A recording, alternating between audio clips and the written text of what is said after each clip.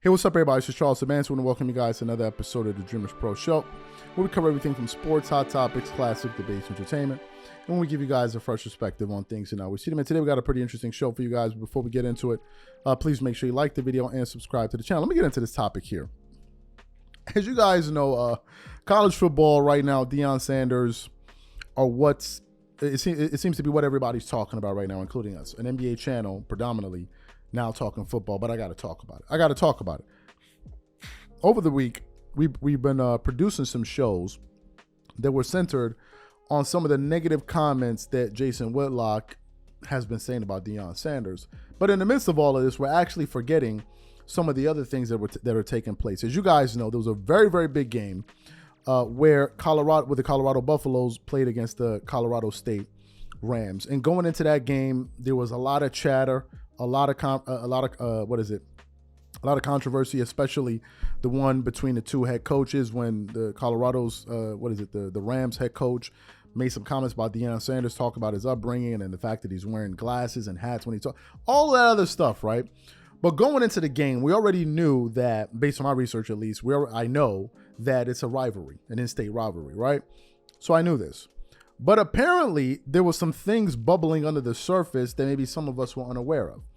After watching the game highlights, which was pretty long, I think the game highlights for that game was about, I want to say 15 minutes. I saw the entire highlight. I couldn't watch the full game because of time zone restrictions. For those of you who know where I am, it's very hard to catch some of these games. Otherwise, I'll have a wacky schedule. But it was a sensational game, a thriller. From beginning to end, there was some crazy plays. But there was a particular play that took place in the game when Henry Blackburn, who was a defensive back, he had this play where Travis Hunter, who's a wide receiver, he caught the ball, or I believe he was trying to catch the ball, and he was getting ready to running out of bounds, and he was essentially blindsided by Henry Blackburn. Like a really dirty play, cleared the guy out. Not only did he hit him, once he hit him, he looked like he looked at him on the ground and then walked off, which made it seem like it was actually intentional. And a lot of people commented on it. If I'm not mistaken, I believe even LeBron James put out a tweet about how egregious of a play that was. I think most people at the time were expecting him to get tossed out of the game. And some people are saying that it sets a negative precedent when you have something like this happen in the game, where basically somebody can just get up and decide, hey, you know what, we're going to take out this team's best player and nothing is going to happen. So a lot of people were in an uproar. So this morning, while I was doing research, of course, as I said, this is the biggest story in sports, is Deion Sanders' story. I was waiting to see what some of the bigger names like Stephen A. Smith and others were going to say about this. And then I came across, I believe it was the first episode of the first segment from Undisputed. And in this episode, they started off the show discussing this very thing. And when Skip Bayless asked his panel, Richard Sherman, Michael Irvin, and Keyshawn Johnson, to kind of weigh in on that play, Michael Irvin and Richard Sherman totally did not hold back, and they said that they believed that it was some foul play, and that particular hit was premeditated. So for those of you who didn't hear what these gentlemen had to say about that play, want to play it for you now, and then we're going to come back and continue on the show. Take a listen to what these gentlemen had to say here. I'm told Travis Hunter sustained a laceration of his liver. Not considered terribly serious, should heal on its own 3 to 4 weeks, but definitely will keep him out of Saturday's game at Oregon and probably out of the following Saturday's game against Keyshawn's USC and Caleb Williams. A terrible blow for Colorado just on the football field. Travis Hunter tried to play with the injury. He just didn't feel right. He was taken to the hospital where he was kept overnight. So Michael Irvin, how did you see this flashpoint moment of a play?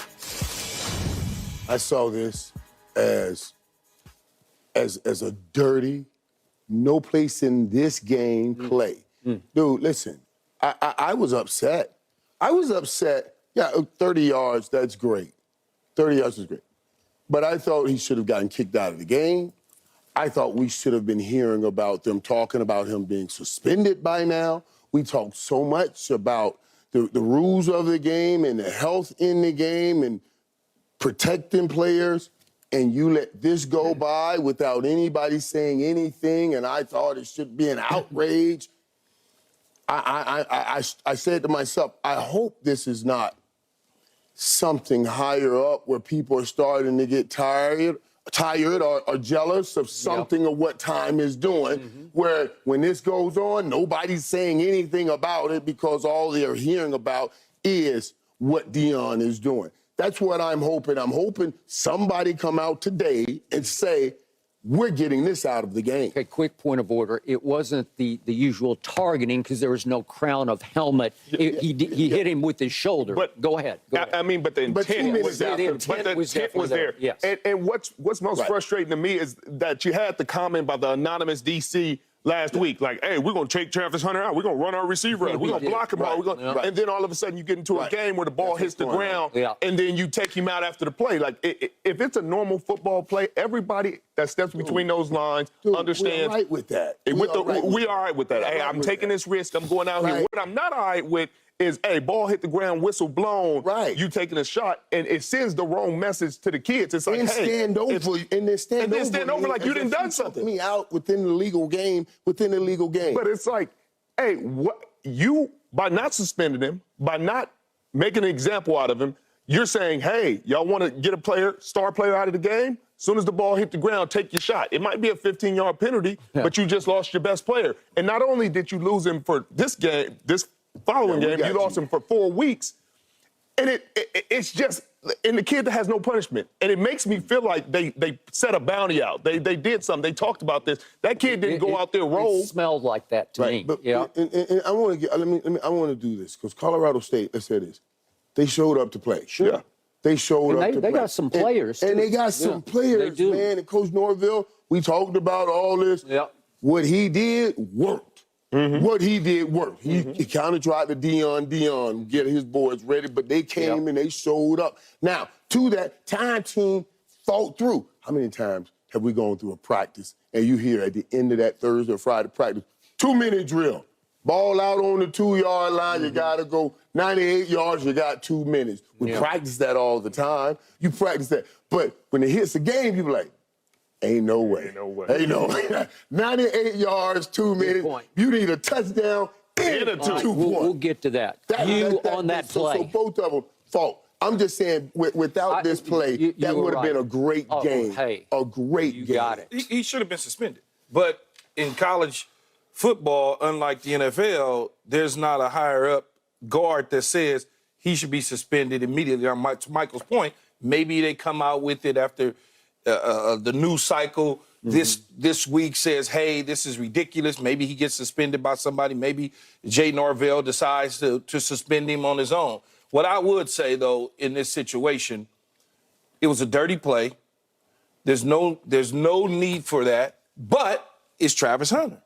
Whether or not he was told to do it, he did it up on his own. Whatever the case is, it shouldn't have happened. So you heard what they had to say there.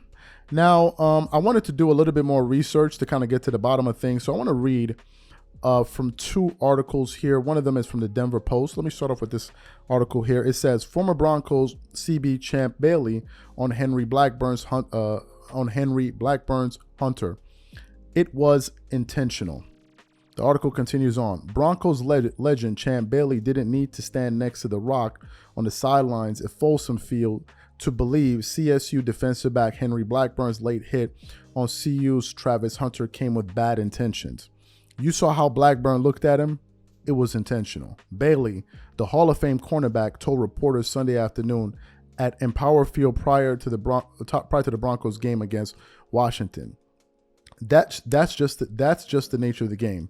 But you worry about those things. It's the first quarter of Colorado's electrifying 43-35 double overtime victory over Colorado State on Saturday. Hunter ran a route near the Buffs sideline when Blackburn leveled the two-way star after the ball had already fallen incomplete. Colorado State was assessed with defensive pass interference and unnecessary roughness on the play. Hunter returned to the game on the defense during the Rams' next possession and played for most of the first half. But 5 minutes into the second half, the team announced that he had been taken to the hospital. Hunter finished the game with 2 receptions for 21 yards. And then Coach Prime said that he expects him to be out for a few weeks. I want to quickly read from another article here and this is from 9news.com. It says CU star Travis Hunter taken to hospital in second half of game versus CSU. CU immediately announced that Hunter was ruled out and taken to a hospital, but he absorbed an illegal hit to the midsection in the second quarter. So that's what that article had to say there. And then I believe Skip Bayless this morning, if I'm not mistaken, he essentially said that the gentleman suffered a liver tear or something like that. That's what I heard while he was talking about it. So it seems to be a pretty serious injury, and this guy is going to be sidelined for 3 weeks, which is a very, very big hit, because I think within that 3-week window, this team is expected to play 2 more games. I believe they have another game this Saturday coming up. I may be mistaken, but this is what I think. So let's get into what these gentlemen had to say here. First of all, I believe that there's some truth to this, and I'll tell you why. When you have men at this level, this caliber of players, you're talking about Michael Irvin, you're talking about Keyshawn Johnson, you're talking about Richard Sherman. These are guys who played professionally in the NFL, and others coming out and saying, listen, that was a dirty play, you know something is off. Because they're looking at it with a professional eye. So if you thought that that was a dirty play, hearing these guys say it, I believe should reinforce your assumption about what you saw. To the larger point, are they trying to send them a message? Well, I hate to break it to you guys, but unfortunately, this is what happens when you get really, really big. When you get really, really big, you start getting success, you become a target. You become a target. And people will be gunning for you. Because now what's going to happen is you have people that may not want to see you win. And oh, by the way, it may not just be your direct competitors. It may be people even higher up that wouldn't like to see a team like this, for example, be the one that ends up winning it all, for example. Now, most people don't believe that that's going to happen. And I'm sure Coach Prime, if you heard what you guys said, he will add you guys on his list. But to me, I believe that. I absolutely believe that it happens. It absolutely happens. If you watch any sports documentary, you know that there's a lot of things that take place outside, off the field or off the court. We know this. Now, can we say this for sure? We don't know because we don't have the evidence. But for these people, for all of these gentlemen to be going out there saying this, you know that there's something there. And for the player, for Henry Blackburn to hit him after the incomplete play and then look down at him, knowing very well he wasn't a threat on that play any longer, it's like, yo, who sent you? Who sent you? Really, who sent you? Why are you doing all of this? So to me, I think that the success that the Colorado Buffaloes are getting right now is making them a target. And I think that Deion Sanders understands this. He understands this. What's taking place right now is unprecedented. It's unprecedented. It literally is. I believe the first game, when they went out there in that first game, they drew, if I'm not mistaken, they drew something like 7 million viewers in that game. 7 million people tuned in to watch a college football game. The NFL season is going on right now, and we're talking about college football. That tells you something. And not everyone is going to be happy for this team. You better believe it. Especially knowing that they weren't one of the the teams that were ranked highly coming into this season. We know this. So it's par for the course.